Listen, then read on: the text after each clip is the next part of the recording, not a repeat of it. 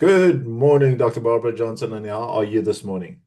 I'm very well, Ron. Thank you so much. It's chilly, but it's a beautiful day here.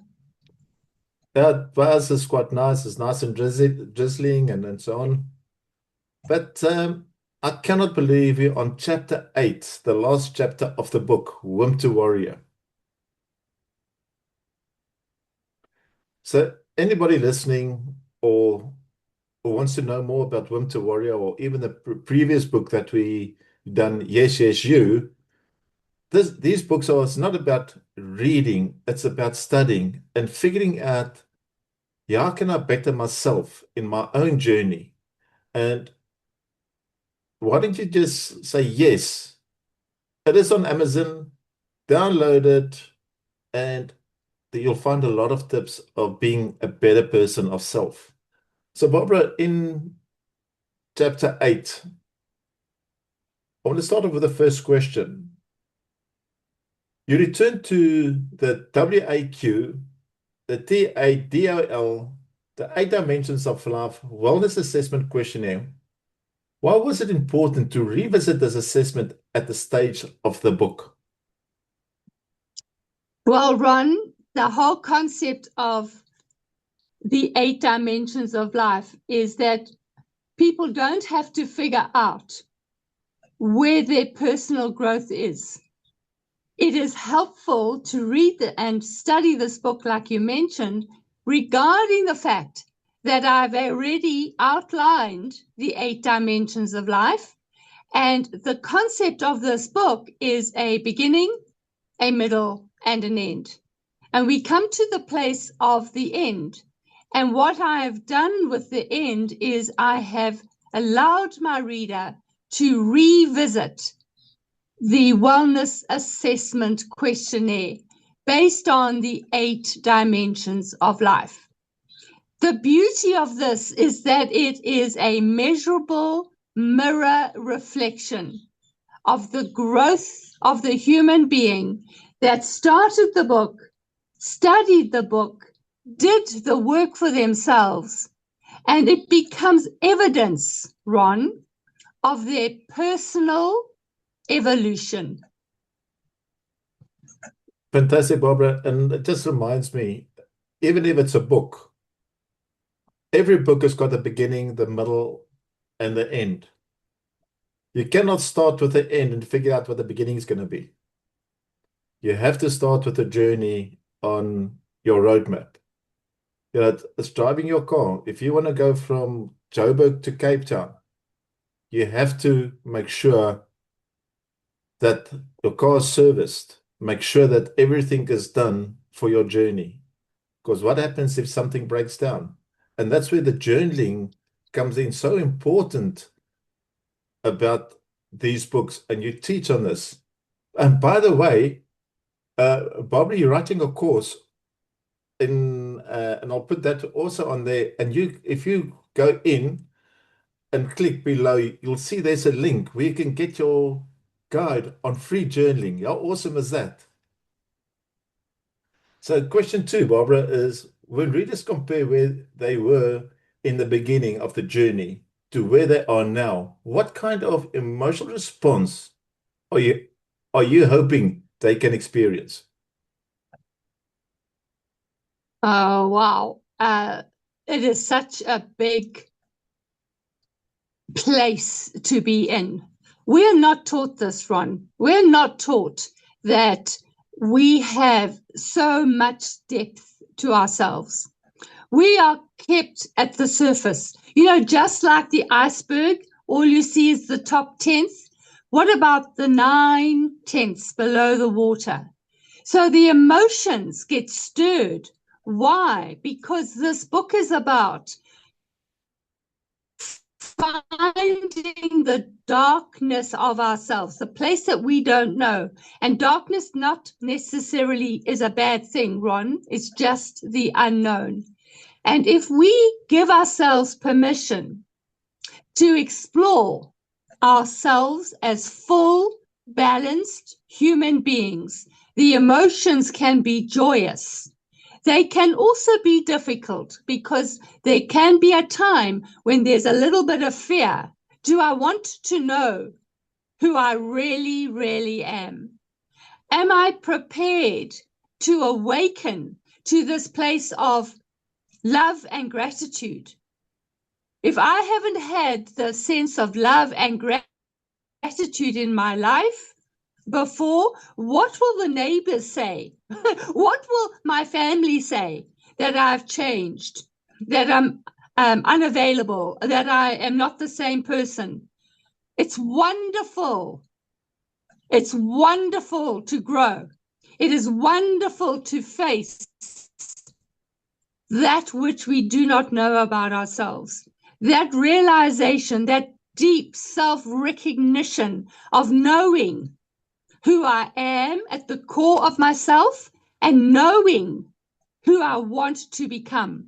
That gives such clarity and that gives such power. And it's a wonderful, wonderful evolution that we all deserve to give to ourselves. And Barbara, it's quite important what you just said there is, if you look at, for instance, you in primary school, you want to become somebody. Yeah, it might be pushing a car and you want to be a policeman, or you want to be a construction worker, or you might be a lawyer. High school becomes a different vision. And you go to university, and mainly females, they see this great opportunity, what they're going to be, and all of a sudden they find love, they get married, and there's their dreams. What they experienced when they left school is not what they've experienced when having kids. So for 18 years, they stuck in a trap. And now they want to go back into the workforce. And this book will help them out quite a bit, because it can bring them back to who they want to be. But how do I fit back in the workforce? What am I too old? Am I too young? What am I going to do? And I think this is so important. Why this book is important, of understanding those 8 dimensions. And especially with chapter 8, reflecting your life's journey, the beginning, the middle, and the end. And the end is the one that can help you.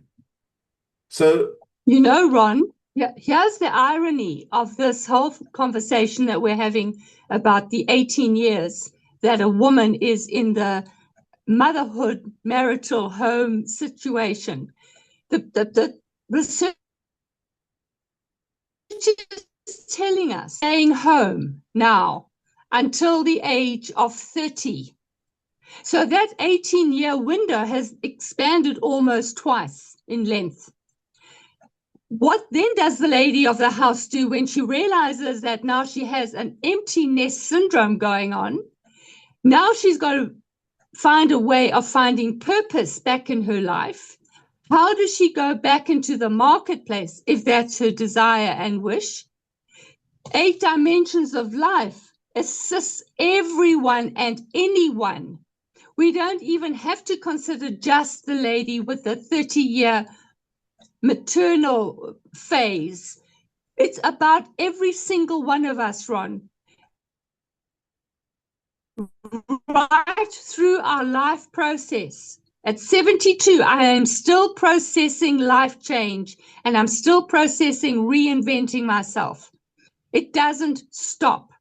It doesn't stop. This book is for everybody who understands that they have a meaning, a purpose, and they have a desire for fulfillment on this earth whilst they're here. It takes work, and yes, it certainly takes study. And the book is an assistance to everyone who desires, is willing, is committed to doing something more, bigger, better, bolder than they've experienced before. 100%, Barbara. And, it just came to mind on the story because of working with a lot of people that's in that field of maybe being over indebted, and how do I bring an extra income into the property, into the household, and this is what helps out quite a bit. I mean, you can look at what happened in COVID. How many people only realized, listen, I don't know how to bring an income in. They figured out something for themselves in COVID days. And Just imagine if people had your book at that stage, how many people you could have helped. So in point 3, chapter 8 feels deeply reflective and personal. How does the WAQ help people confront their truth about their lives without feeling defeated by it? Ron, it's a process. The wellness assessment questionnaire is a beautiful process from the emotions into the mindset, into our bodies, into our habits, the way we utilize our currency, be it energy, money, vitality, our relationships, the way we contribute to the world, even about our soul, Ron. The book is about discovery. It is about your and my life calling. It is about intentional change. It is about the empowerment that we provide for ourselves, give a chance for ourselves to grow into. It is something that is encouraging and powerful. It is not judgmental. It's not defeatal. It's not a painful experience. It's a beautiful awakening, awareness. It all starts with awareness, Ron. We cannot change anything until we are aware of it. So, Barbara, which flows into the next question. Which of the 8 dimensions do you think people struggle with the most when they honestly assess themselves, and why? Probably, I think I've got 2, because they actually, although they write, one's the beginning and one's the end, they're very tightly connected. And the one is managing our emotions. We don't know how to manage our emotions. Social media, movies, etc., teach us a not always positive approach to emotional maturity.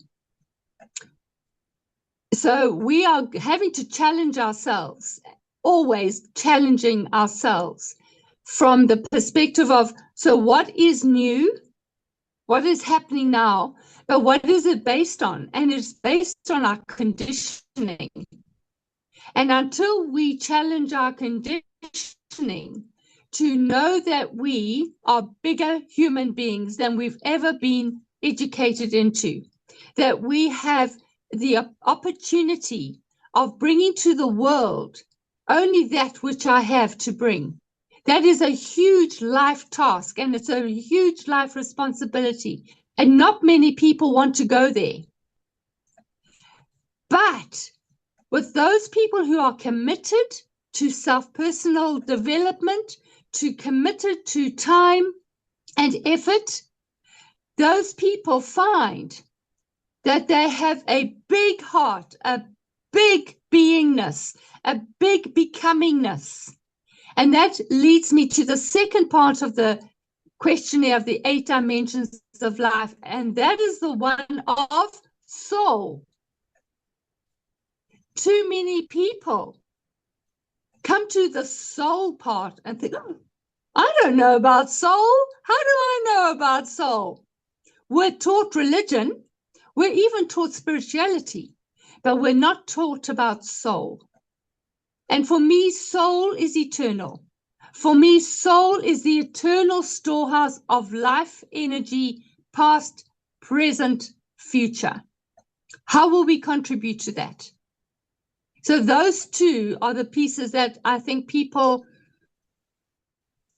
hold a little bit of fear in, but they are in control of it. They are in charge of who they want to become.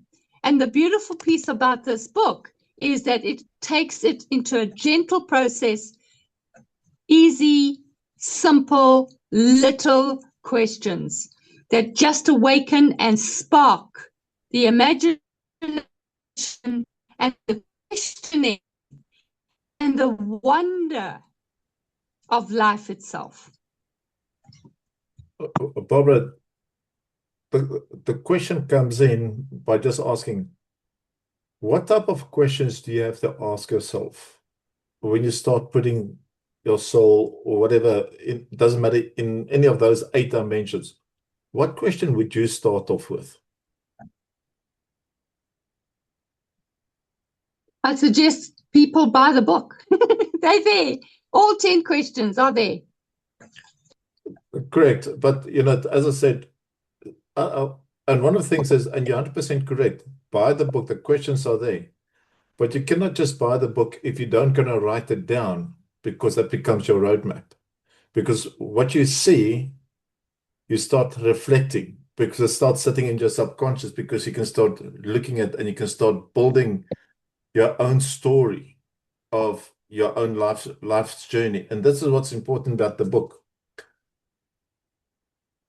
You described in this chapter almost like holding up a mirror to the reader's life. What did revisiting the WAQ reveal about your own transformation with Wimp to Warrior?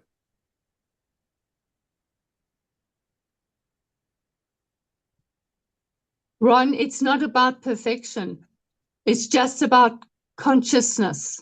You mentioned the word roadmap. There it is. That's the circle of 8 dimensions of life. It becomes a roadmap. It becomes a place of understanding. So where am I at now? And being honest and truthful.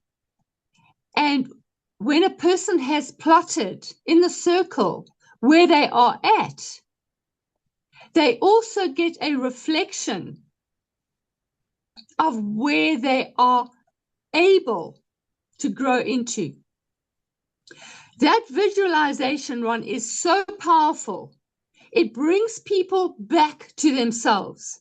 It brings back hope. It brings back growth. It brings back self-responsibility for my growth.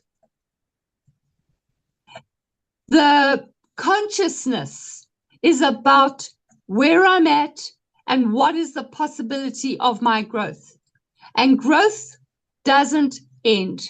Because if you do this roadmap, if you do this circle of life yearly, for instance, 3 yearly, 5 yearly,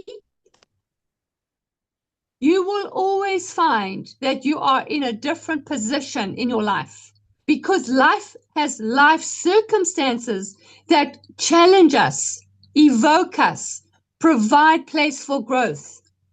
The roadmap gets to be visible. The roadmap becomes our responsibility. The roadmap gives us a chance to know that we can, in fact, see for ourselves personal evolution. Yeah, Barbara, it's so great of just mentioning that journey of self-reflection by applying the 8 dimensions of life. And what people don't realize, you do it on a daily basis, but not in what you're doing, and not realizing that you're doing it going forward. Because sometimes when you see ourselves in the mirror, we see a total different person. And sometimes you speak to yourself in a negative way, rather speak to yourself in a positive way, as you mentioned, visualization. Which I want to come through. My last question is, what would you say to someone who completes the WAQ in chapter 8 and realize that they still have a long way to go? Yay! I would say yay, because that person has come to a place of, one, taking the journey, starting the journey, creating a journey, doing the journey, and coming to a place where they can now see their evolution and starting again. Beautiful, beautiful, beautiful growth, beautiful ongoing reinvention of self. We are not static human beings. We are dynamic and vital. We have a life calling that needs to be addressed. And it is a step-by-step process. We don't get to the end until we start the process.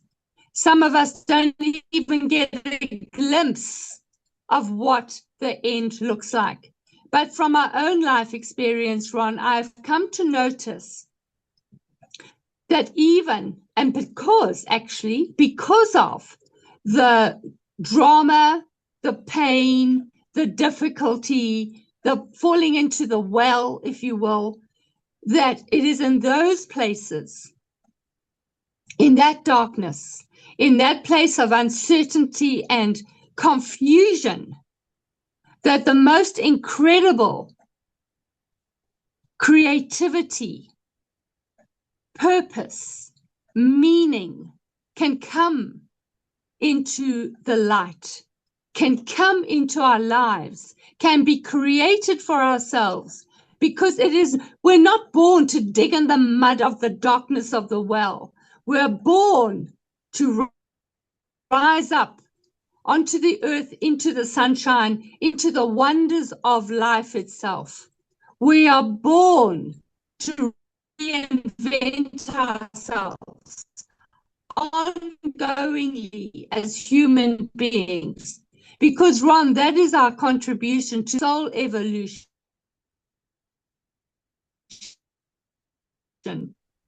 We're here to do the work. This is not a holiday. Earth time is not a holiday time. This is a work time, coming of self, evolving and answering the question, who am I? Or the question, why am I here? These are important life questions. We have to answer them. Otherwise, we go to our deathbed in regret and misery and wonder, what was it all about? Well, either not much or a whole lot of wonderful life itself. And Barbara, it's all got to do with I. And the quote of Henry Ford, which is 10 two-letter words that makes up a sentence. And it says, if it is to be, it is up to me. Yeah, 100%. And on that note, Barbara, thank you very much. We on top of the hour. And listeners, the links will be below. The Amazon link is there for the both books, as well as Barbara's free journaling course. So, Barbara, thank you very much, and have an awesome Wednesday. Thank you, Ron. Be warm, be happy. Even if it's raining, take a walk. Bye-bye. Bye-bye.